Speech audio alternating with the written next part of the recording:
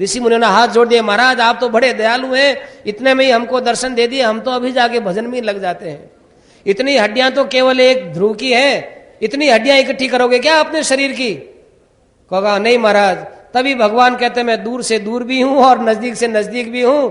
इस प्रकार से सब ऋषि मुनि बेचारे वहीं पर आगे अपने भजन में लगे कि राम राम देरी न हो जाए।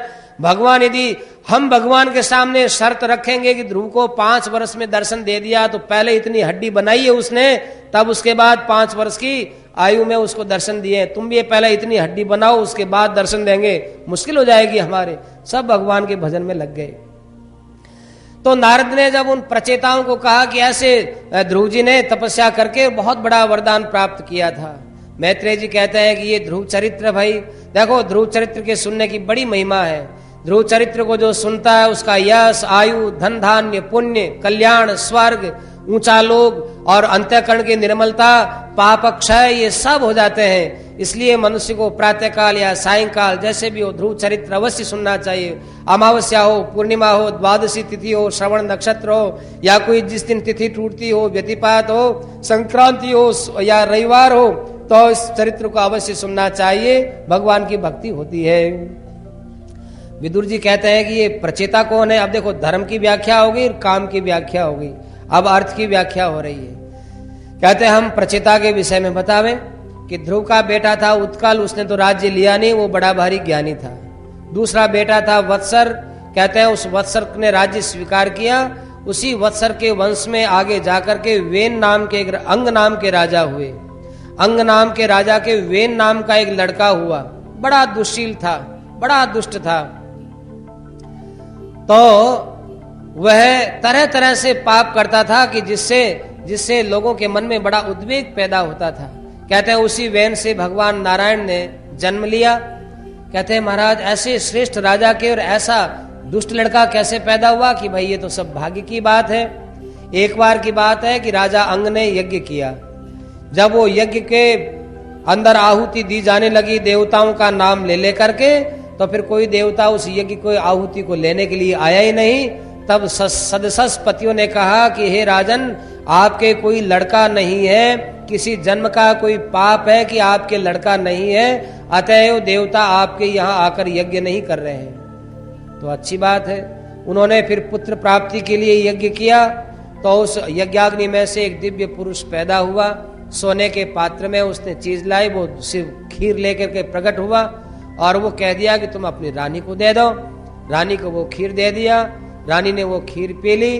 उसके बाद एक बहुत सुंदर लड़का पैदा हुआ, परंतु वो अपने नाना के पीछे चलता था कि मृत्यु की पुत्री थी सुनीता, सुनीता के विवाह अंग के साथ हुआ, अतएव वेन लड़का पैदा हुआ। तो वो अपने नाना के ऊपर गया था, अतएव वो बड़ा दुष्ट लड़का था। उसकी तरह तरह से शिकायत आने लगी। तो राजा के मन में बड़ा दुख हुआ कि ओहो, ऐसे लड़के से तो नहीं लड़का होना अच्छा था। तो उसने रातों रात अपना महल छोड़ दिया, राज्य छोड़ दिया और वो कहीं ऐसी जगह पर चला गया कि किसी को कुछ भी पता न चले। अब इधर देखा कि राजा तो है नहीं, किसको राजा बनावे? तो भृगुवादी ऋषियों ने वेन को ही राजा बना दिया। अब वेन को राजा बनाया तो भाई दुष्टों की तो दाल गली नहीं, लेकिन खुद दुष्टता करने लग गया। उसने यहां तक कह दिया कि कोई यज्ञ न करेगा, कोई दान नहीं करेगा, कोई हवन नहीं करेगा, सबको मना कर दिया। तो ऋषि मुनियों ने विचार किया कि भाई ये तो बड़ी खराब बात है। ऋषि मुनि जाकर के राजा वेन को समझाने लगे कि बेटा ऐसा नहीं करते हैं, यज्ञ के द्वारा सारी सृष्टि का भला होता है, राजा का भला होता है, और जब प्रजा धर्म करती है तो उसका हिस्सा राजा को मिलता है, और राजा यदि प्रजा यदि पाप करती है तो उसका भी फल राजा को मिलता है। तो आपको विचार करना चाहिए कि हम प्रजा वाले धर्म करेंगे तो आपको भी हिस्सा मिलेगा, आप ऐसा मत कीजिए। बहन ने कहा कि अरे आप लोग बड़ी मूर्खता की बात करते हो, जो चीज हमारे आंखों से नहीं दिखता हम उसको नहीं मानते। ये देखो वेन की पद्धति है, ये जो हमारे आंखों से नहीं दिखता हम उसको नहीं मानते। कौन विष्णु, कौन ब्रह्मा, कौन शंकर, कौन सा यज्ञ? राजा ही सब कुछ होता है, राजा में सब देवताओं का निवास होता है। आप प्रत्यक्ष भगवान को छोड़ करके कल्पित भगवान को मानने लगे हो, नहीं कोई यज्ञ वगैरह नहीं होगा। ऋषियों ने देखा कि भाई यदि ऐसा राजा दंड को प्राप्त नहीं होगा तो इसके पीछे आने वाले सारे राजा लोग ही ऐसे होंगे। तो तत्काल उन ऋषियों ने क्रोध में भर के एक जोर से हुंकार भरी। हुंकार भरते ही वो वेन तो वहीं पर खत्म हो गया। अब वेन राजा नहीं रहा तो फिर दुष्टों को मौका मिल गया राज्य में उपद्रव करने का। तो अब क्या करें, फिर ऋषियों पर जिम्मेदारी आ गई। लोग कहते हैं साधुओं को राजनीति में भाग नहीं लेना चाहिए। यह देख लो हमारे भागवत में तो राजनीति में स्पष्ट भाग लिया है संतों ने, महात्माओं ने। तो वहां सुनीता ने फिर उस मरे हुए शरीर को तेल के कड़ाह में रख दिया और फिर संतों से पूछा कि महाराज अब ये राज्य कैसे चले। तब विचार करके उसके शरीर का मंथन किया। शरीर का मंथन किया तो पहले काला काला छोटा छोटा पुरुष पैदा हुआ। उसके जांघों का मंथन किया तब वो पुरुष पैदा हुआ कि हम क्या करें बताओ। तो को निषीद बैठ जाओ बाबा, तुमसे कुछ भी नहीं होगा। तब वे पर्वतों में भेज दिए गए। तो वो निषाद जाति तब से पैदा हुई है। निषीद कह दिया तो निषीद के जितने बेटे सब निषाद कहलाने लग गए। फिर उसकी भुजाओं का मंथन किया।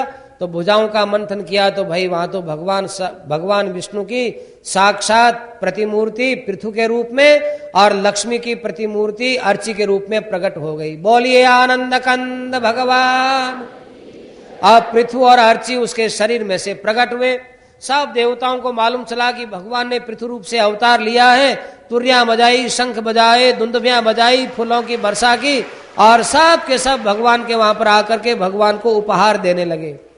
उस समय में कुबेर ने तो उनको बहुत अच्छा एक सोने का आसन दिया, वरुण ने उनको छत्ता दिया, इंद्र ने उनको मुकुट दिया, यमराज जी ने दंड दिया, ब्रह्मा जी ने ब्रह्मा जी ने उनको वेद दिया, वेद में उनको माला दी, भगवान विष्णु ने उनको सुदर्शन चक्र दिया। तरह तरह के उपहार लिए और उपहार लेने के बाद में राजा पृथु है सबकी स्तुतियां को सुने हैं। स्तुति सुनकर के पृथु ने कहा कि भाई जब तक आप लोगों ने मेरा पराक्रम नहीं देखा है तो ऐसी झूठी स्तुतियां आप क्यों करते हो। कहा कि नहीं महाराज, आप जैसे महापुरुष के विषय में जितना कहा जाए वो सत्य ही सत्य होगा। वे तो माने ही नहीं। और पृथु ने कहा अरे भाई भले आदमी को अपनी स्तुति सुनकर के बहुत लाज आया करती है। रीमंत परमोदारा पौरुषम व विगर्रितम, उसको मन ही मन में कष्ट होता है कि देखो हमारे में ये चीज है नहीं और हमारी प्रशंसा कर रहे हैं। आज के युग में तो जितनी प्रशंसा मनुष्य की जाए वो प्रफुल्लित होता है, लेकिन भागवत में लिखा है कि जो श्रेष्ठ पुरुष होता है उसके मन में अपनी प्रशंसा सुनकर के बड़ा कष्ट होता है और वो बड़ा लज्जित होता है। जुगुप्सन्त्य भी विश्रुता, उसके मन में जुगुप्सा होती है। तो राजा पृथु बहुत संकोच में पड़ गए। तो भी गायकों ने उनकी स्तुति की कि ये बड़े धर्मात्मा होंगे, प्रजा के ऊपर बड़ी कृपा करने वाले होंगे, ये बाहर भीतर सब जगह अपने गुप्तचरों के द्वारा प्रजा का निरीक्षण करते रहेंगे, अदंड्य को दंड नहीं देंगे चाहे अपना बैरी भी क्यों ना हो, और दंडनीय अपराध यदि पुत्र ने भी किया तो उसको भी दंड देंगे चाहे वो कोई भी क्यों ना हो। ये साक्षात भगवान की कला है। पृथ्वी जब यहाँ लोगों को अन्न नहीं देगी तो ये पृथ्वी को समतल करेंगे। एक बार इनके यज्ञ के अंदर सनत कुमार ऋषि आएंगे और वे ब्रह्म ज्ञान देंगे, उस ब्रह्म ज्ञान से ये बड़े संतुष्ट हो जाएंगे। ऐसे ऐसे ऐसे ऐसे उनकी प्रशंसा करते गए। इस बात को सुनकर के पृथु राजा को बड़ा संकोच हुआ। विदुर जी पूछते हैं कि महाराज इस पृथ्वी के ऊपर भी राजा पृथु ने बाण छोड़ने के लिए जो है धनुष चढ़ा लिया। कि हाँ भाई बात तो यही हुई। तो महाराज पृथु का चरित्र आप हमको समझाओ। कहते हैं जब राजा पृथु का अभिषेक हो गया, राजगद्दी पर बैठ गए, तो कुछ संयोग की बात थी कि कोई बरसात भी नहीं हुई और अन्न भी नहीं पैदा हुआ। जब अन्न पैदा नहीं हुआ तो प्रजा दुखी होकर के राजा के पास गई, कहने लगी महाराज खाने के लिए हमारे पास कुछ भी नहीं है। राजा ने कहा अच्छी बात है। राजा गए पृथ्वी के ऊपर बाण बरसाने के लिए कि पृथ्वी तुम अन्न नहीं देती हो। अब वो पृथ्वी गाय का रूप बनाई, बेचारी आगे आगे भागे और पीछे पीछे राजा रथ पर बैठे हुए बाण का संधान करके उसके पीछे पीछे जाए। बहुत दूर जाने के बाद पृथ्वी ने कहा महाराज आप क्षमा करो, आप मेरी रक्षा करो, आप ही मारोगे तो मुझे कौन बचाएगा। कि तू अच्छा अच्छा धान खा ले, तू अच्छे अच्छे बीजों को ले लेती है, बरसात के पानी को भी पी लेती है और वापस तू धान देती नहीं है। कि महाराज मेरी बात तो सुनो, आप अपने स्वरूप से संसार से ऊपर उठे हुए हैं, आप मुझे मारेंगे दूसरा मुझे कौन बचाएगा। आप ही नहीं तो पाताल में गए हुए मेरा उद्धार किया है, आपका नाम धराधर पड़ा है और आप मुझे मारेंगे। महाराज मेरी बात तो सुनो आप कि क्या बात है तुम्हारी। हमारी बात ये महाराज आपके यहाँ बड़े दुष्ट पुरुष हो गए हैं, इन दुष्टों के द्वारा सृष्टि में बड़ा अत्याचार हो रहा है, इसलिए इनकी दुष्टता न हो इसलिए मैं जितना भी अन्न है अपने में समेट रही हूँ। अब आप जैसे राजा हो गए, अब यदि दुष्टों का आप निग्रह कर लेंगे और धर्म की अभिवृद्धि करेंगे तो फिर मैं खूब धन धान्य दूंगी। लो अब आज मैं बड़ी प्रसन्न हूं, आप जिसको जो देना चाहे सो दे सकते हैं। तो क्या बहुत अच्छी बात है। अच्छा ऐसा करो कि एक तो दूहने वाला होना चाहिए, एक बछड़ा होना चाहिए।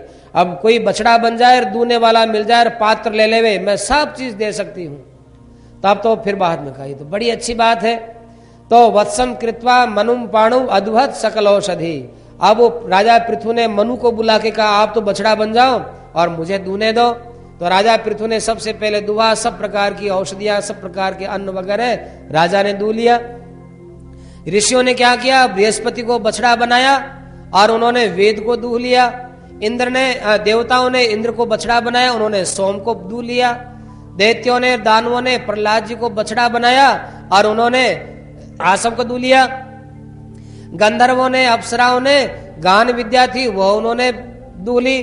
पितरों ने दूध ले लिया और सिद्धों ने सिद्धियां दू ली। जिसको जो चाहे वो सब अपने अपनी सामग्री ले लिए। इसीलिए देखो हमारे यहाँ गाय का महत्व है। गाय के अंदर सब चीज मिलती है। गाय की सेवा करने से सारे प्राणियों की सेवा होती है। क्यों कि जब पृथ्वी पर आपत्ति आती है तो पृथ्वी गाय बनती है। तो जितने पृथ्वी पर आश्रित व्यक्ति है वे गाय के अंदर पलते हैं, पुष्ट होते हैं। फिर उसके बाद राजा पृथु ने पृथ्वी को समतल बनाया। कहीं तालाब रही, कहीं क्या रहे। उससे पहले पृथ्वी बहुत उबड़ खाबड़ थी, नगरों की कल्पना भी ऐसी नहीं थी। राजा पृथु के बाद ही ऐसी हुई। अब राजा पृथु ने देखा कि प्रजा में बड़ी सुख शांति है तो वे बड़े अच्छे अच्छे यज्ञ करने लगे। अब देखो दो प्रकार के यज्ञ करेंगे राजा पृथु, एक तो क्रियात्मक यज्ञ और एक ज्ञानात्मक यज्ञ। तो भागवतकार को ज्ञानात्मक यज्ञ है वो अभिष्ट है।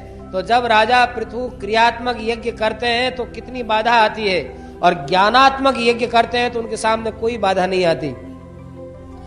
तो वे गंगा यमुना का बीच का क्षेत्र है जहां सरस्वती नदी बहती है, ब्रह्मावर्त क्षेत्र, वहां पर 100 यज्ञ करने के लिए वो गए।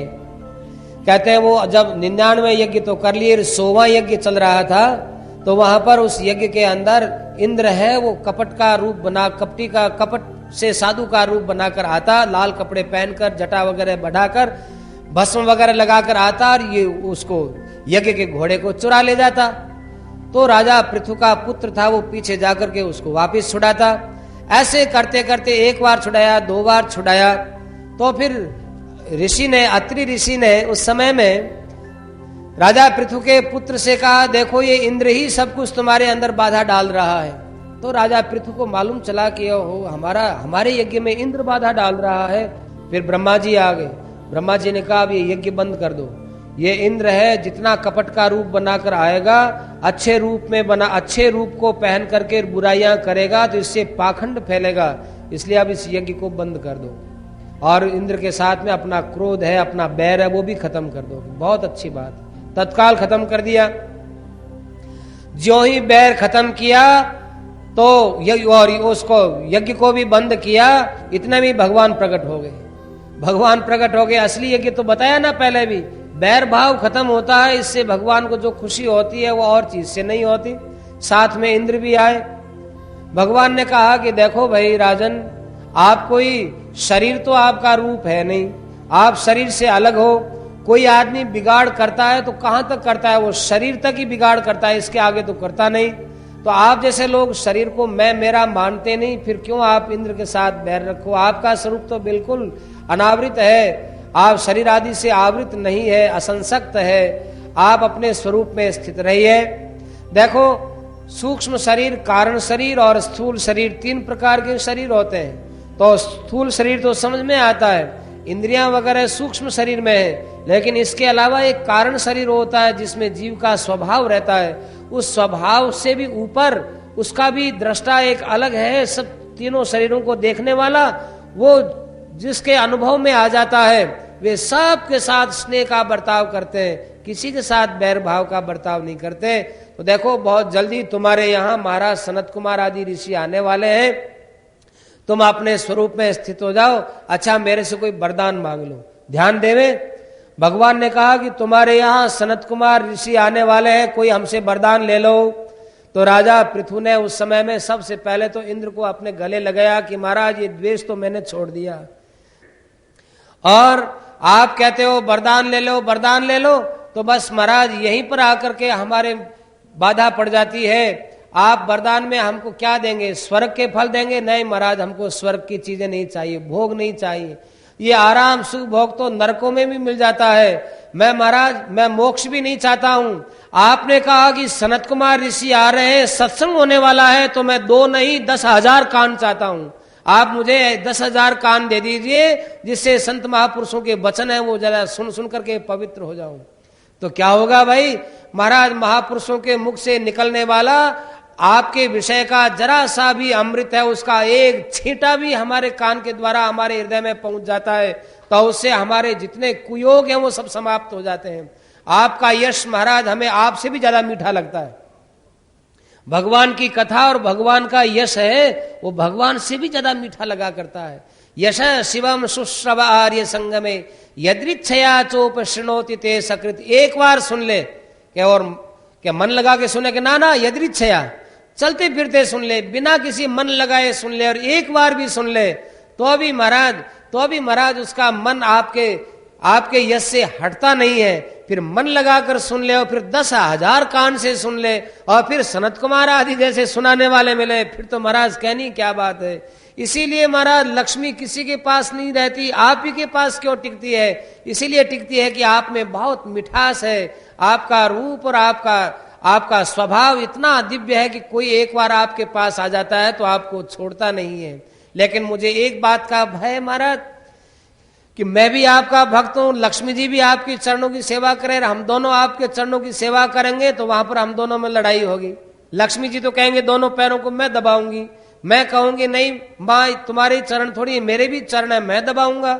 ऐसे हमारे दोनों में आपस में लड़ाई हो तो महाराज देखो, आपका नाम दीनानाथ है, दीन वत्सल है, आप गरीब पर दया करेंगे ना, आप लक्ष्मी पर दया करेंगे तो आप दीनानाथ नहीं, आप तो लक्ष्मीनाथ कहेंगे। मेरे पर दया करेंगे तो आप दीनानाथ कहलाएंगे। करो सी फल गया पिरु दीन वत्सल है, आप दीन वत्सल है, मेरा पक्ष लेना महाराज, मैं आपके चरणों को छोड़ करके कहीं नहीं जाना चाहता हूं। और वरदान मांगो, ऐसे तो महाराज इससे तो आप हम लोगों की अकल ही पहचानते हो और कुछ नहीं है। इसलिए हम आपके यश को सुनने के लिए 10,000 कान चाहते हैं। भगवान बहुत मुस्कुराए कि वाह भाई पृथु, तुमने बहुत ही सुंदर बात पूछी है। राजन मई भक्ति रस्तुते, जाओ तुम्हारी मेरे में भक्ति होगी। भगवान ने आशीर्वाद दे दिया, गरुड़ पर विराजमान होकर भगवान चले गए। भगवान के चले जाने के बाद में वे भी अपनी राजधानी में आ गए, बड़े सुख शांति से रहने लगे। अब एक बार उन्होंने बड़ा भारी ज्ञान सत्र किया, ज्ञान यज्ञ किया। पहले तो क्रियात्मक यज्ञ किया जिसमें इंद्र ने बाधा पहुंचा दी। अब एक बार उन्होंने बड़ा भारी ज्ञान यज्ञ किया। बड़े बड़े ब्रह्मर्षियों ने महर्षियों ने आकर उसमें हिस्सा लिया, राजर्षि लोग भी आए। सबके आने के बाद एक ऊंचे आसन पर बैठे हुए राजा ने सबसे कहा, देखो भाई आपको हमको सबको ये मानव शरीर मिला है और उसमें भी हम लोगों को राजपद मिला है। तो राजा का काम क्या है कि प्रजा के गंदगी को धोए, प्रजा के पाप को धोए, और प्रजा का काम क्या है कि धर्म के द्वारा राज्य की उन्नति करे, कल्याण को प्राप्त होवे। तो बड़े बड़े मनु उत्तानपाद ध्रुव आदि ने यही परंपरा डाली है। आप हम सबको भगवान के चरणों की सेवा करनी चाहिए। भगवान की सेवा करने से हमारा अंतःकरण निर्मल होता है। और ये ब्राह्मण लोग हैं जिनको भगवान भी अपना देवता मान करके चलते हैं, इनकी कृपा से भगवान संतुष्ट होते हैं। अतः आपको हमको सबको भगवान की ओर चलना चाहिए। मैत्रेय जी ने कहा कि ऐसी बात सुनकर के सब के सब बड़े प्रसन्न हो गए। कहने लगे कि पुत्र तो वही होता है जो पिता को तार देता है। देखो पुत्र माने पुण्य नाम के नरक से छुटकारा दिलाने वाला पुत्र। पिता का कोई काम बाकी रहे कल्याण में तो बेटा पीछे से काम करता है और पिता के कल्याण में धक्का लगता है, उसका नाम पुत्र होता है। तो ये राजा वैन है, उससे ये पृथु पैदा हुए। अब पृथु ने आकर ऐसा प्रजा का हित किया है तो अब वैन राजा के कल्याण में तो कोई संदेह की बात है ही नहीं। अरे हिरण्यकश्यप का कल्याण प्रहलाद जी से हो गया तो वैन का कल्याण तुम्हारे से क्यों नहीं होगा। सबके मन में बड़ी प्रसन्नता हुई, सब बड़े प्रसन्न हो गए। इतने में ही आकाश से दिव्य 4 पुरुष दिखाई दिए, चमक रहे हैं, दूर दूर तक उनका प्रकाश फैल रहा है। सबने देखा कि चमक कहां से आई, आकाश में सब देख रहे हैं। इतने में ही आकाश मार्ग से नीचे आते आते ये सनकादि ऋषि जमीन पर आए, और ज्यों ही जमीन पर आए सबके मन में बड़ी प्रसन्नता हुई। राजा अपने आसन से खड़े हुए और उनको ऊंचे आसन पर बैठा कर उनको प्रणाम करते हुए राजा पृथु ने निवेदन किया कि महाराज, आज न जाने कितना मैंने मंगल किया है कि आपके दर्शन हो गए। जिन घरों के अंदर संत महात्माओं के चरण रखे जाते हैं वे घर पवित्र हो जाते हैं, और जहां संत महात्मा नहीं आते हैं वो व्यालालयद द्रुमा, वो ऐसे वृक्ष के समान है जिनके अंदर सर्प रहा करते हैं। इसलिए आपका यहाँ पधारना बहुत जरूरी है। हम आपसे ये नहीं पूछते कि आप कुशल पूर्वक तो है, क्योंकि कुशल पूर्वक है ये कहाँ पूछा जाता है, जहां अकुशल की संभावना होती है। जहां कोई दुख में रहता है उसी से ही पूछा जाता है कि वो सुख में तो हो ना, इसका मतलब तुम्हारे दुख आ सकता है। लेकिन आपके यहां तो दुख कभी आवे ही नहीं। इसलिए कहा है कि महाराज हम तो आपके विषय में और कुछ नहीं पूछते, एक ही बात पूछते हैं, क्या कि मनुष्य का कल्याण कैसे होना चाहिए, ये बात बताओ। सनत कुमार कहने लगेगी, वाह राजन, असली संत का सत्कार यही है कि उसको अपने कल्याण की बात पूछे, और बाकी दूसरी बातें करना ये संत का ये संत को पहचानना हुआ ही नहीं। संगमय खलु साधु नाम उभय शांत सम्मत यत संभाषण संप्रश्न सर्वेशाम वितनोति सम। भगवत संतों के सामने जाकर कल्याण की बात पूछने से सबका कल्याण होता है। तो देखो, हम आपको कल्याण के विषय में बतावें, सारे शास्त्रों की सार की बात इतनी है कि दृश्य जगत से असंग होवे और निर्गुण अथवा सगुण ब्रह्म में प्रेम हो जाए। ये होता है संतों की सेवा करने से, उनके वचन सुनने से, विषयी पुरुषों से दूर रहने से, अहिंसा का पालन करने से और परमहंसों की चर्या में रहने से होता है। और ऐसा करने से उसका सूक्ष्म शरीर से संबंध विच्छेद होता है, कारण शरीर से संबंध विच्छेद होता है। तब वह व्यक्ति अपने में ही अपने स्वरूप को जान लेता है। जब तक अहंकार रहता है, विषयों में आकर्षण रहता है, तब तक जैसे एक ही दर्पण, जैसे मनुष्य का मुख तो एक ही है लेकिन दर्पण सामने रहने पर दो दिखता है, ऐसे ही भोक्ता और भोग्य दो की प्रतीति अंतःकरण के द्वारा होती है। अंतःकरण से ऊपर उठ जाते हैं, तब हमारा मन, तब हमारी बुद्धि, ये सब दिव्य और पवित्र हो जाती हैं। और जब विषयों में आकृष्ट रहोगे तो भाई बुद्धि है वो भी खराब हो जाएगी, मन भी खराब हो जाएगा, और हमारा ज्ञान, हमारा परम स्वार्थ है वो भी नष्ट हो जाएगा। इसलिए राजन, तुम तो यही जानो कि सबको देखने वाला, सबका प्रकाशक एक जो आत्म तत्व है वही भगवान है और वही मेरा स्वरूप है। ये कार्य कारणात्मक जो जगत है ये माया के द्वारा बना हुआ है, इसका अपने कोई संबंध नहीं है। ऐसा समझ करके अपने भ्रम और भ्रांति को दूर कर देना चाहिए। और 5 जो ज्ञानेंद्रियां और एक मन, ये 6 मगरमच्छ के समान है। यही इंद्रियां और मन हमको संसार में ले जाने वाले हैं। जैसे मगरमच्छ हमको खा करके और सागर में डुबो देता है, ऐसे ही ये छाओं के वश में हो जाता है, वो संसार में डूब जाता है। इसलिए इन छाओं से बचने के लिए भगवान के चरण रूपी नौका का सहारा लेकर अपना कल्याण कर लेना चाहिए। राजा ने कहा, महाराज कितनी सुगम बात बताई, कितनी श्रेष्ठ बात बताई। मेरा राज्य कोष ये सब कुछ मैं आज आपको अर्पित करता हूं। अरे हम राज्य का क्या करेंगे महाराज, आप तो क्या करोगे, लेकिन हमारी ममता छूट जाएगी तो बहुत बड़ा काम हो जाएगा ना। इसलिए राजा ने अपनी सारी ममता छोड़ दी और कह दिया, लोग कहते हैं कि भाई ब्राह्मण है वो दान का खाते हैं, कि नहीं, राजा पृथु कह रहे हैं कि ब्राह्मण कभी किसी का दिया हुआ नहीं खाते, स्वमेव ब्राह्मणों भुंगते। ब्राह्मण है वो अपना ही धन लेता है और स्वमेव वस्ते, और स्वयं का ही कमाया हुआ वो पहनता है, और स्वम ददाति च, और स्वयं ही वो देने वाला है। माने ब्राह्मण जितना देता है, धन को देता है, ब्राह्मण जितना सृष्टि का कल्याण करता है उतना दूसरा कोई नहीं करता है। कितनी कृपा हुई है आपकी हम पर। इस प्रकार से राजा की प्रशंसा सुनकर के, राजा के द्वारा की हुई प्रशंसा को सुनकर के बड़ा योग का ज्ञान देकर वे तो अदृश्य हो गए। और राजा ने भी फिर अंत में अपने पुत्रों से मोह छोड़ लिया, राज्य से मोह छोड़ लिया, अपने पुत्रों को राजगद्दी पर बैठा दिया और स्वयं उत्तराखंड की तरफ चले गए। सनत कुमार ने जो ज्ञान दिया था वही ज्ञान उन्होंने लिया और फिर अंत में अपने शरीर को उन्होंने छोड़ दिया। जिस समय में अपना शरीर छोड़ा है उस समय में अर्ची ने उनके शरीर को चिता में रखा है और अपने पति का स्मरण किया और वे पति के साथ स्वयं भी पति के लोक में चली गई। जब इस प्रकार से अर्ची चलेगी तो देवांगनाओं ने बड़ी प्रसन्नता से कहा कि देखो हम स्त्रियों की महिमा अर्ची कैसे बढ़ा रही है। इस प्रकार का ये राजा पृथु का चरित्र है। इसको ब्राह्मण सुने, क्षत्रिय सुने, वैश्य सुने, शूद्र सुने, कहते हैं सबको लाभ मिलता है। मूर्ख सुनता है तो उसमें पंडिताई आती है, जिसकी कीर्ति नष्ट होती है वो सुनता है तो सुयश मिलता है, परंतु सबसे बढ़िया बात तो इस चरित्र को सुनता है, उसके संसार से आसक्ति मिटती है और उसको भगवान की प्राप्ति होती है। धैर्य रखना भाई। आप लोग भी अब थोड़ी देर कुछ समय को भूल जाओ, हम भी थोड़े भूल रहे हैं। अब थोड़ा अपने संक्षेप में ही आगे की कथा कह देते हैं। मैत्रेय जी महाराज कहते हैं कि फिर पृथु के 5 लड़के थे, एक विजिताश्व राजा बन गए। चारों भाइयों को उन्होंने 4 दिशाओं का शासन दे दिया। कहते हैं विजिताश्व के अंतर्धान हुए और अंतर्धान के हविर्धान हुए, हविर्धान के फिर ये बर्रिशद गए, शुक्ल, कृष्ण, सत्य और जिताव्रत 6 लड़का हुए और बर्रिशद के विवाह शतद्रुति के साथ हुआ, जिससे प्राचीन वर्री पैदा हुए थे। ये प्राचीन वर्री है, इनके जो लड़के पैदा हुए उनको प्रचेता बोलते हैं। एक बार की बात है कि प्रचेताओं को, माने इन 10 प्रचेताओं को प्राचीन वर्री ने आदेश दिया कि जाओ तुम 10,000 वर्ष तक तपस्या करके आओ। कि अच्छी बात है। देखो एक विचित्र बात मिलेगी, थोड़ी सी शांति रखना। सारे भागवत में जो बात नहीं मिलेगी वो बात इस प्रसंग में एक मिलेगी। जो ध्यान करने वाले लोग हैं उनको सारे भागवत टटोल लेना, ऐसी बात नहीं मिलेगी, इसलिए थोड़ा शांति से आप सुने। कहते हैं वो प्रचेतागण अब गए पश्चिम दिशा की ओर।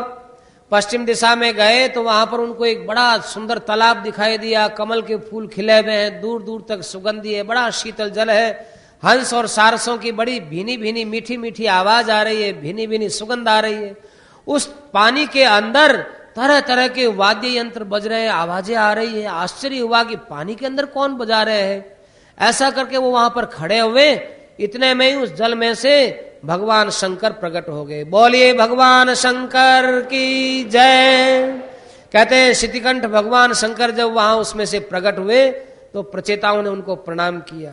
भगवान शंकर ने कहा, अरे मैं तो तुम्हारी बहुत दिनों से प्रतीक्षा कर रहा था, तुम्हारे ऊपर अनुग्रह करने के लिए मैं इस जल में से प्रकट हुआ हूं। देखो इस जल के अंदर मेरा निवास है और तुम्हारे जैसे कल्याणकामी पिता के आदेश को पालन करने वाले जो पुत्र होते हैं उनके ऊपर हमारी बड़ी कृपा रहती है। देखो हम तुमको एक बात बताना चाहते हैं। नमद भक्त भागवतानांच प्रेयान अन्योस्ति कर्णिचित। मुझे भगवान का जो प्रिय होता है उसके साथ प्रेम करने में जो आनंद मिलता है वैसा आनंद मुझे कहीं नहीं मिलता है। इसलिए आप जाओ, भगवान की भक्ति करने के लिए जा रहे हो, थोड़ी मेरी बातों को ध्यान में रखना।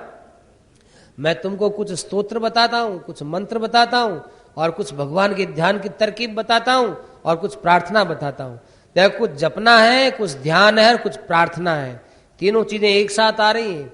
ऐसे तुम तो प्रार्थना करना और ऐसे उनका जाप करना और इस प्रकार का ध्यान करना।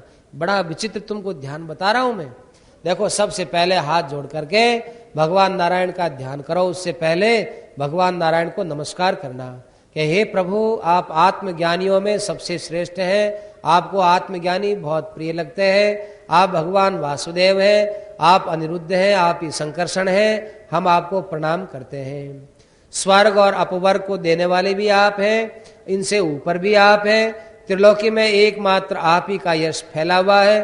प्रवृत्ति मार्ग से जो मिलता है वो भी आप हैं, निवृत्ति मार्ग से जो मिलता है वो भी आप हैं, मृत्यु भी आप हैं और अमरता भी आपसे ही बरसती है। इस प्रकार से भगवान को नमस्कार करना चाहिए। और अब देखो भगवान का ध्यान करना चाहिए। ध्यान से सुनना, भगवान के ध्यान में कितनी विचित्र बात आती है। स्निग्ध प्राविड घनश्यामम, वर्षाकालीन मेघ के समान, बस वर्षा बरस ही रही हो उस समय का जो सा काला काला मेघ होता है उसके समान भगवान घन के समान श्याम वर्ण वाले हैं। सर्व सौंदर्य को लिए हुए हैं और उनकी 4 भुजा है। मुखमंडल पर बड़ी दिव्य आभा है और उनका नेत्र है वो कमल के समान खिला हुआ है।